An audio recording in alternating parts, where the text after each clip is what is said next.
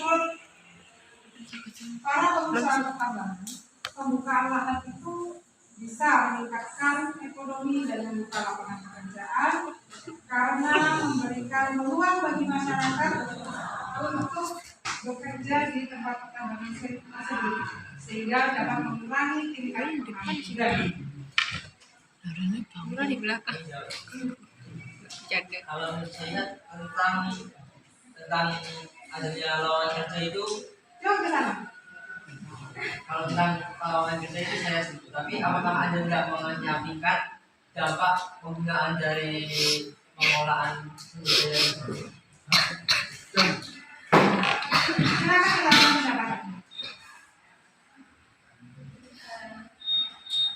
Mungkin sudah yang dari sebelah sana siapa yang mau? Tadi kan Nggak usah malu-malu. tadi mungkin bilang dampak dari pengolahan limbah pertambangan.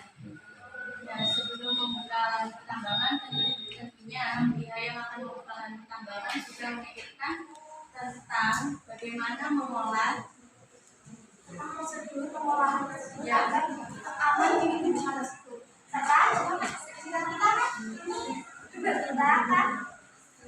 Judulnya kan ekonomi. Nah, dampak dari penggunaan lahan tersebut ke ekonomi Indonesia itu juga sangat besar. Bahkan pembangunan listrik di Indonesia itu masih 98% didominasi oleh penggunaan energi tak terbarukan dibandingkan dengan energi terbarukan yang hanya 2% dari keseluruhan penggunaan energi di Indonesia. Energi listrik yang digunakan di Indonesia ini.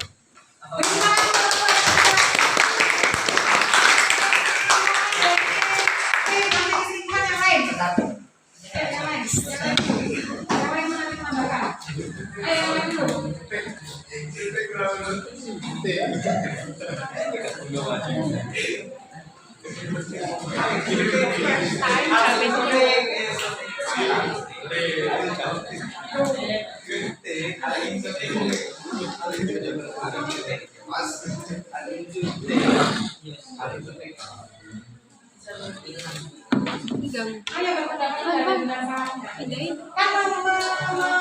mempertahankan prinsip menjalankan dalam masing-masing negara yang salah atau negara yang salah.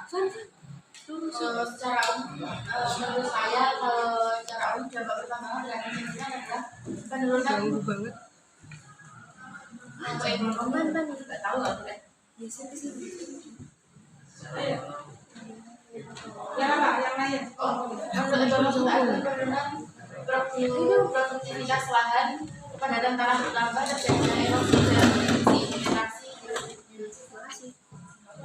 terjadinya erosi dan sedimentasi, terjadinya gerakan tanah atau longsor, terganggunya flora dan fauna, terganggunya kesehatan masyarakat, serta berdampak terhadap perubahan iklim mikro. Baik, saya terima. Tapi yang dipertanyakan sekarang adalah dampak perekonomian dan bukan lingkungan. Karena pernyataan dari Anda itu merupakan lebih ke lingkungan, bukan perekonomian. Karena tadi sudah disebut bahwa ada prosedurnya pastinya perusahaan akan melakukan sesuatu yang bagaimana cara keamanannya pertambangan yang sekarang ada itu apakah Anda pernah ada berita ataupun data yang menunjukkan bahwa pertambangan terjadinya pertambangan jelaskan mana dasar tidak kamu sebutkan katanya. Datanya pernah diliput oleh Detik.com itu bahwa sumber PT perusahaan pertambangan di Sumatera wilayah barat kalau salah membuang limbahnya itu di sungai sekitar sana, sehingga menyebabkan ikan atau pencemaran lingkungan wilayah sungai itu tercemar. Karena kalau itu kesalahan penggunaan prosedurnya, kesalahan prosedur yang dilakukan oleh perusahaan tersebut. Nah, terus gimana cara mengatasinya agar tidak salah seperti itu?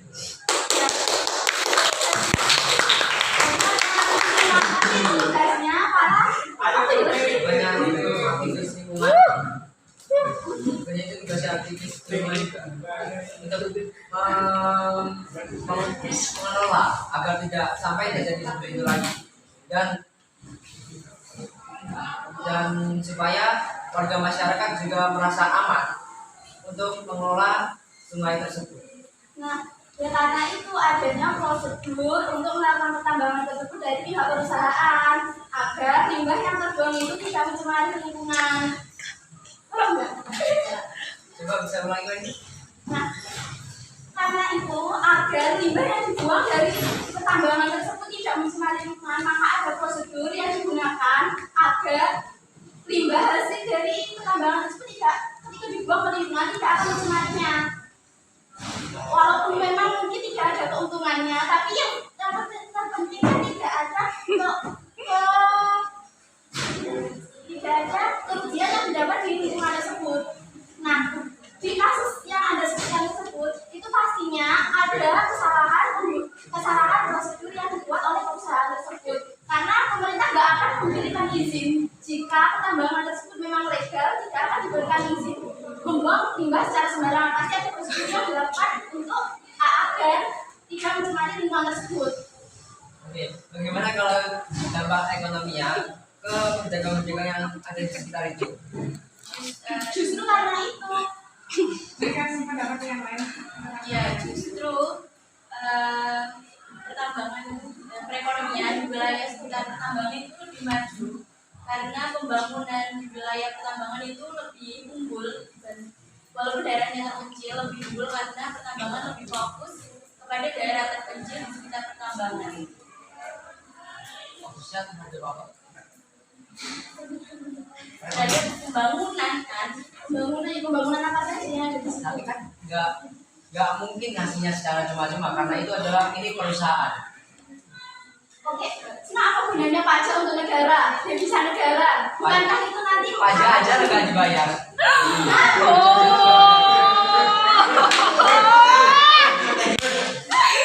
Oke, baik. Untuk kesempatan berikutnya, satu kesempatan dari audien genap dan satu kesempatan dari audien ganjil untuk menanggapi dari topik yang dibicarakan tadi, yaitu pembangunan pertambangan baru bisa meningkatkan ekonomi di sekitar lokasi atau di masyarakat sekitar. Kemudian kalau dari sisi aktivis lingkungan itu tidak sebanding dengan kerusakan alam yang terjadi, karena faktanya masih banyak perusahaan-perusahaan yang melanggar aturan dengan tidak mengelola limbah secara benar. Silakan tanggapannya dari tim genap 1 dan tim ganjil 1 orang. Katakan.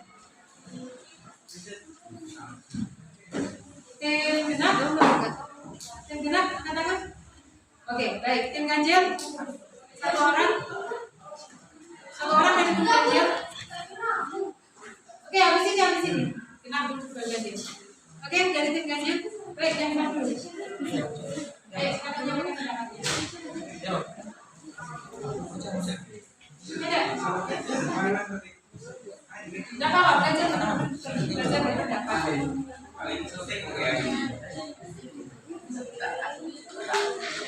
Tidak ada. Baik, saya lanjutkan untuk topik yang kedua. Sekarang untuk tim yang lain yang masih belum aktif, ya. Untuk topik yang kedua, silakan dari anggota laki-laki untuk menjelaskan bahwa pertambangan itu benar meningkatkan ekonomi masyarakat sekitar, tapi hanya masyarakat sekitar saja. Jadi ketergantungan ekonomi yang rendah. Jadi yang meningkat hanya ekonomi masyarakat sekitar saja. Sedangkan masyarakat luas di area luar, di area yang jauh dari lokasi pertambangan biasa-biasa saja. Namun dampak kerusakan lingkungannya ditanggung dan dirasakan bersama oleh seluruh masyarakat. Yang menikmati peningkatan ekonomi hanya masyarakat tersebut di sekitarnya. Taruhlah seperti BSI, yang menikmati hanya masyarakat tertentu. Tidak semua bisa bekerja di situ, tidak semua bisa jualan di situ. Tapi efek kerusakan lingkungannya dirasakan oleh semua masyarakat, baik yang bekerja di situ maupun yang tidak bekerja di situ. Bagaimana pendapat para pengusaha ini? Ada komplain seperti itu. Silakan.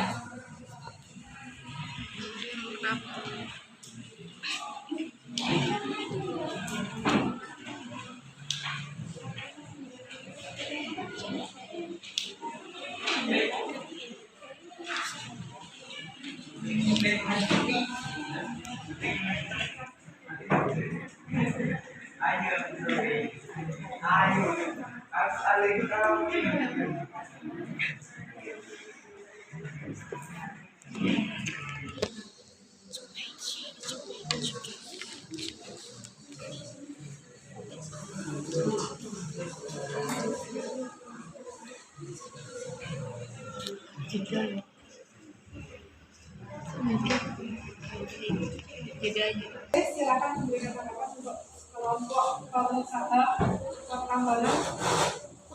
Di pengembangan negara dari tambahan terus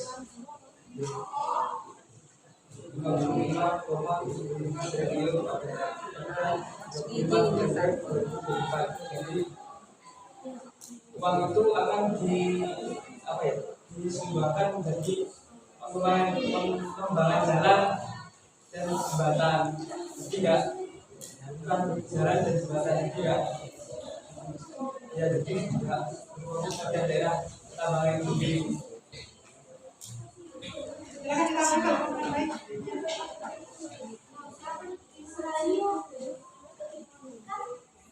Selain itu, pembangunannya memang cenderung ke daerah tersebut, namun secara luas pendapatan dari hasil tambangan tersebut lebih besar dibandingkan dengan kemudian dari ke energi terbarukan. Contohnya saja pada tahun 2022 pertambangan menyumbang ke pendapatan negara itu 155,75 triliun. Hal ini itu lebih tinggi dibandingkan dengan tahun sebelumnya yaitu pada 2021 yaitu 75,48 triliun. Nah, sedangkan ketika kita beralih ke energi terbarukan itu pada 6 tahun terakhir saja ini dari laporan SDM itu hanya menerima PNBP atau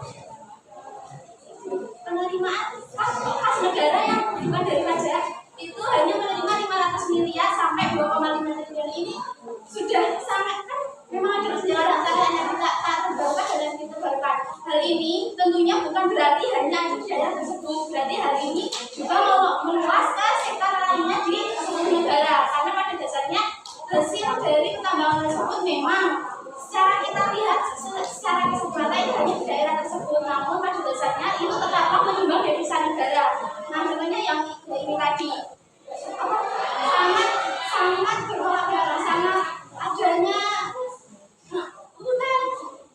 hasil dari yang dari terbarukan ini sangatlah tumpang tindih, tidak setara. Maka dari itu pertambangan tetaplah harus ada, karena kalau kita langsung beralih ke energi yang terbarukan, maka bukankah nanti malah jomplang perekonomian dari Indonesia ini.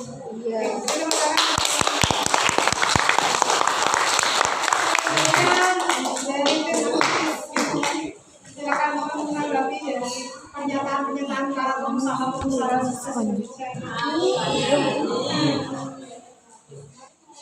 Semoga amin. Amin.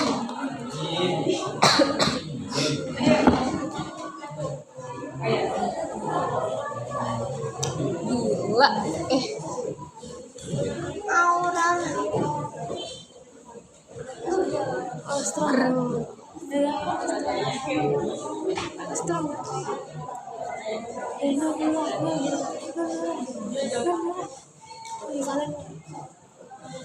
kenapa kita nggak ngerti tuh? Jadi kamu selamat lagi.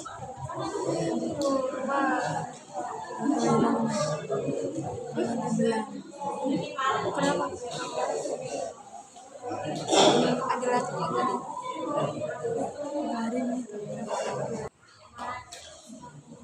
Wah gila, hampir 15 menit.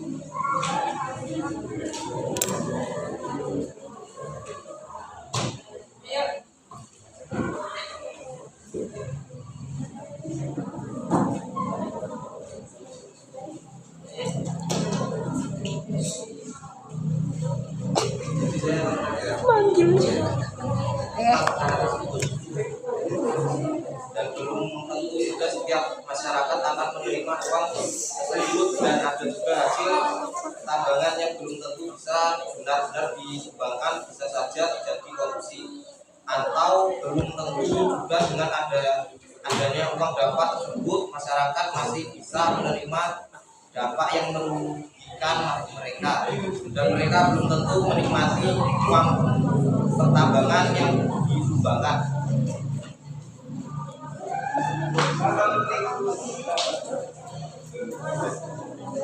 Oke, silakan tambahkan lagi dari tim nanti keseringan.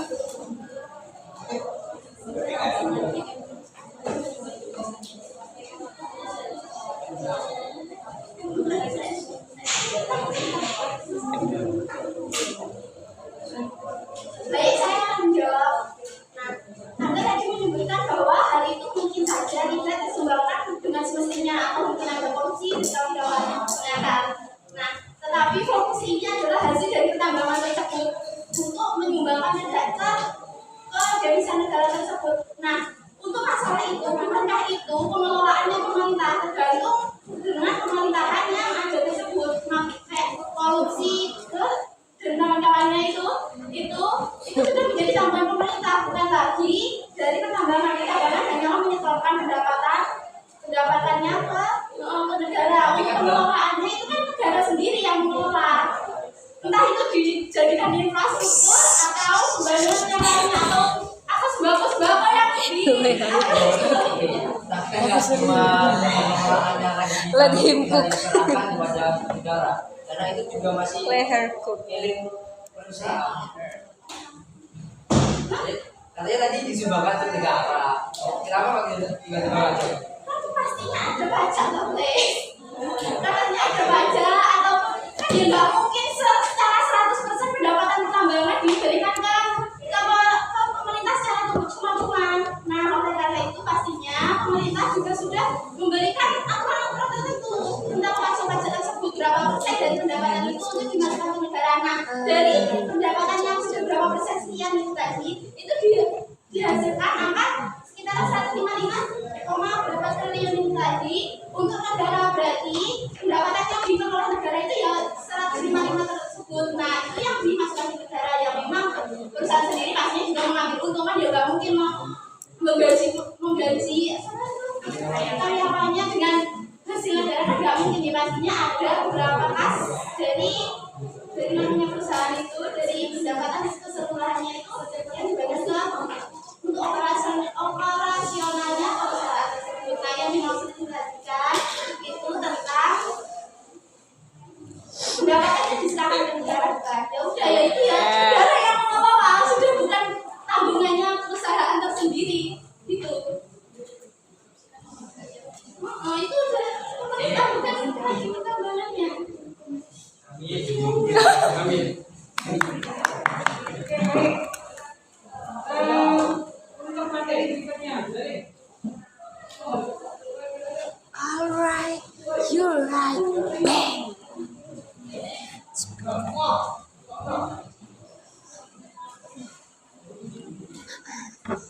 Ini harusnya HP-nya Lia, anjir. Iya, bilang kan. Iya, bilang Hamza. Udah, seloknya. Kita seloknya. Iya. baik, sekarang ke closing statement-nya. Langsung kita ke closing statement. Untuk masing-masing tim silakan menyusun closing statement yang isinya nanti adalah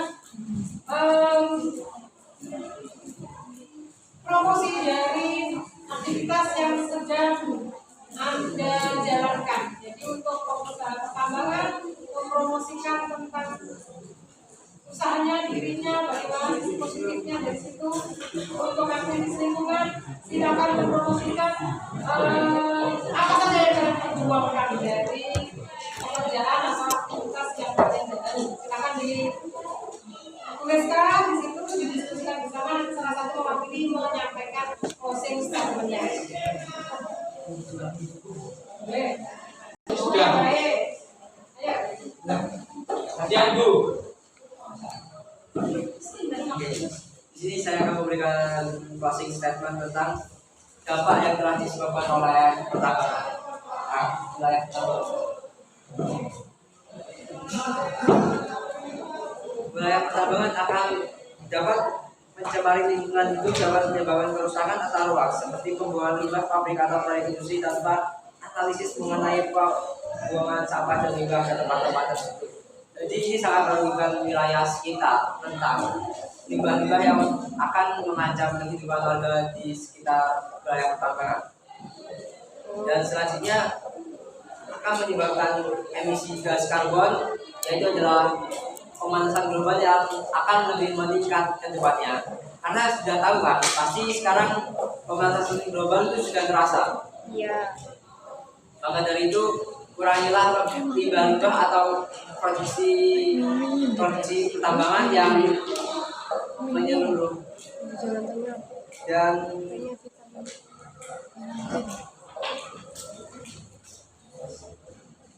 wilayah pertambangan juga dapat merusak ekosistem udara yang akan mencemari oksigen yang dapat dihirup oleh manusia.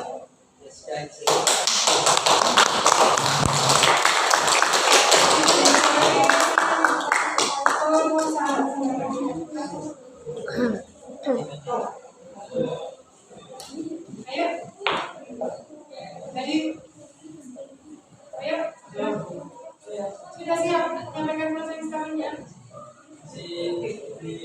Haji.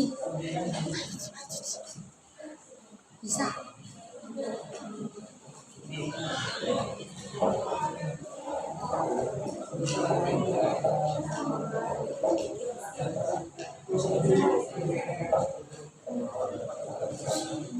Enggak apa-apa, tanganku thank you. Tapi tanganku ngapain sih?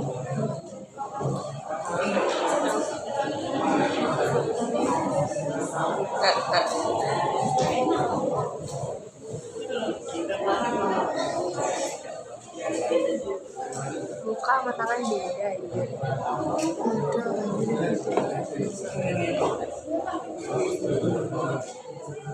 Kayak SMP.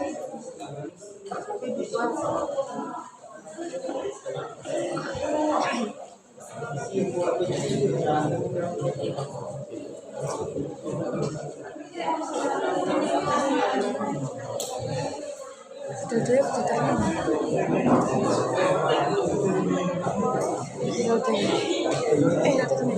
Baiklah, semuanya saya akan menyampaikan closing statement tentang dari sudut pandang pihak pengusaha pertambangan ini. Nah, tentunya tadi kan para aktivis menyampaikan bahwa nanti adanya dampak dari lingkungan yang dihasilkan dari kayak contohnya kayak gas rumah kaca, pemanasan global dan kawan-kawannya dan lain-lain. Nah, tapi pada data yang kami peroleh tadi itu menyatakan bahwa penyumbang emisi tersebut itu dari transportasi, bukan dari sumber pertambangan. Nah, dari transportasi tersebut nyatanya kita juga masih menggunakan dari pertambangan. Kan kita tidak bisa langsung stop dari energi tak terbarukan ke energi terbarukan tersebut. Nah, contohnya kita sendiri siapa di sini yang memiliki sepeda motor listrik? Apakah lebih banyak daripada yang menggunakan energi dari yang tak terbarukan seperti bensin, solar atau dari kawan-kawannya? Bahkan pembangkit listrik di Indonesia tadi sudah kami sampaikan bahwa 90% masih berasal dari energi tak terbarukan. Memang pemerintah ada agenda untuk meningkatkan penggunaan energi terbarukan dalam hal tersebut. Namun pada nyatanya masih didominasi oleh energi pertambangan tersebut. Jika energi dari pertambangan tersebut langsung dihentikan atau dilarang beroperasi, maka bukan kayak suplai energi yang mendorong perekonomian di Indonesia itu akan terhenti. Ya mungkin nggak terhenti 100%, tapi kan ada dampak yang dihasilkan dari hal tersebut. Selain itu, pendapatan negara yang dihasilkan dari pengusaha tambang tersebut juga tidak main-main. Selain itu juga kesejahteraan dari pegawainya sendiri. Contohnya dari gaji yang didapat kan sampai berjuta. Nah, jika kita beralih ke energi terbarukan yang tidak berbahaya bagi lingkungan, maka hal itu kita harus membangun infrastruktur lagi, dan energi terbarukan ini cenderung tidak stabil karena harus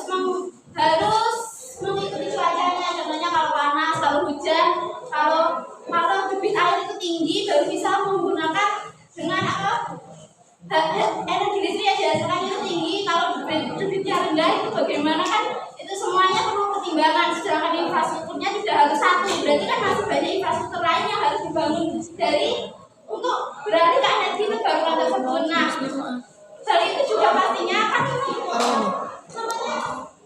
biaya dikeluarkan itu lebih tinggi ketimbang di energi tak terbarukan tersebut. Nah, pada dasarnya kita juga masih menggunakan energi tak terbarukan tersebut kan. Nah, oleh karena itu kami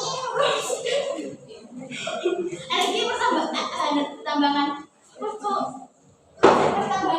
tidak bisa dihentikan 100%. Oleh karena itu kita masih membutuhkan energi yang dihasilkan dari sektor pertambangan tersebut.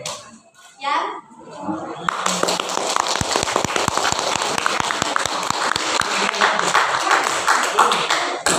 Oke, saya akan menanggapi tentang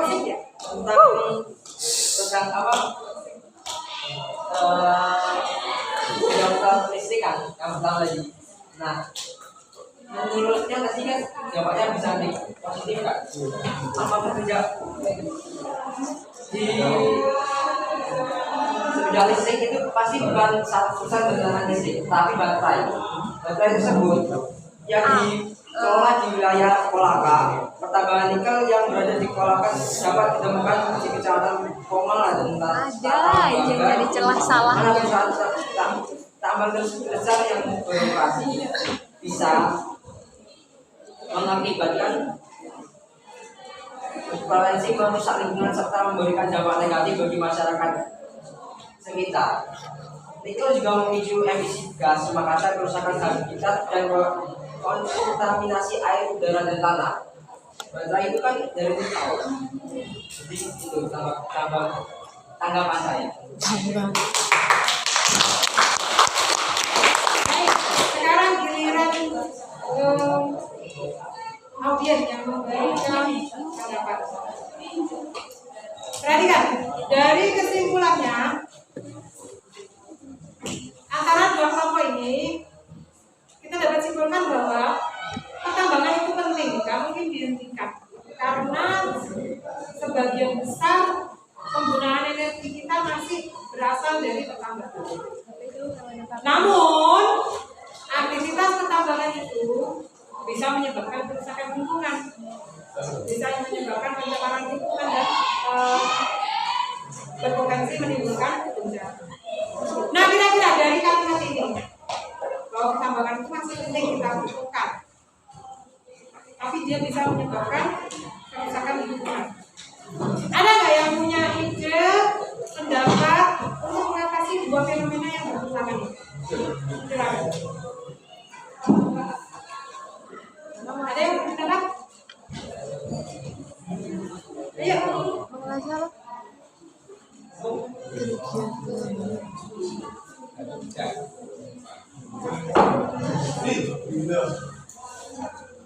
Ya, gimana deh? Nah, beda apa itu kan nggak ada yang benar, nggak ada yang salah. Apa? Sesuai dengan pendapat masing-masing. Gimana?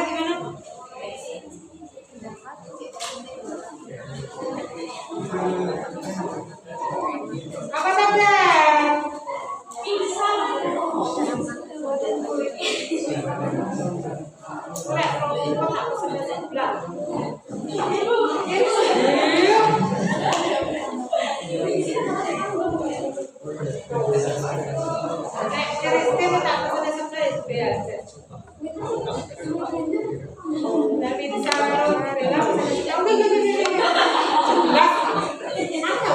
Jangan lari ya, kemudian ada ekstra sama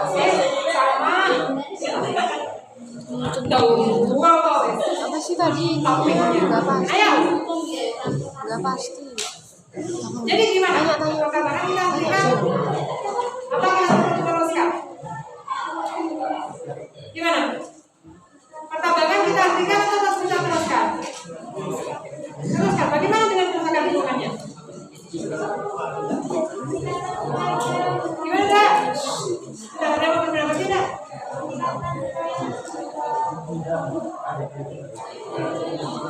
Meningkatkan upaya untuk mencegah kerusakan lingkungan.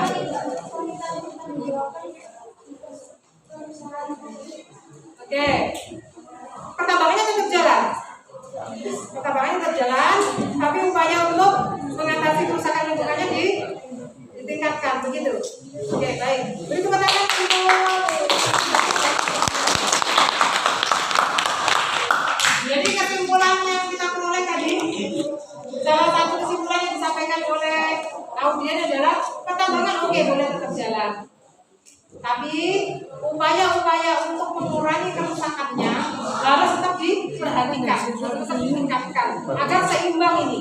Pemanfaatan dari pertambangan boleh tetap jalan oke, konservasi atau perlindungan terhadap kerusakan lingkungan tetap diupayakan untuk mengurangi dampak negatifnya. Begitu ya. Jadi tidak mungkin Indonesia lepas 100% dari dunia pertambangan. Kita tetap butuh, tapi juga harus bijak, gitu ya. Upaya-upaya penyelamatan pelestarian lingkungan juga harus tetap dipikirkan, untuk ditingkatkan. Oke, sekedar informasi saja. Setiap perusahaan di Indonesia itu diwajibkan untuk menyisihkan dana yang disebut dengan CSR. Nah, CSR ini adalah dana sosial yang dimiliki oleh setiap perusahaan. Terserah nih, ada lembaga sendiri yang menerima CSR ini. CSR-nya itu bisa disalurkan ke pendidikan, bisa disalurkan untuk beasiswa. Nah, itu berarti di dunia pendidikan. Bisa disalurkan untuk transportasi, bisa di jalan area Dongrejo. Itu kan bagus ya, Dongrejo sampai Rejo itu jalannya mulus sampai ke area pertambangan sana. Karena apa? Itu adalah salah satu fasilitas dari perusahaan yang diberikan untuk masyarakat. Seperti itu. Namun tetap kerugian lingkungan itu harus diperhatikan. Pengelolaan limbahnya harus diperhatikan. Untuk menetralisasi limbah itu butuh biaya yang besar. Maka dari itu banyak sekali perusahaan yang bermain curang, jadi limbahnya dibuang diam-diam.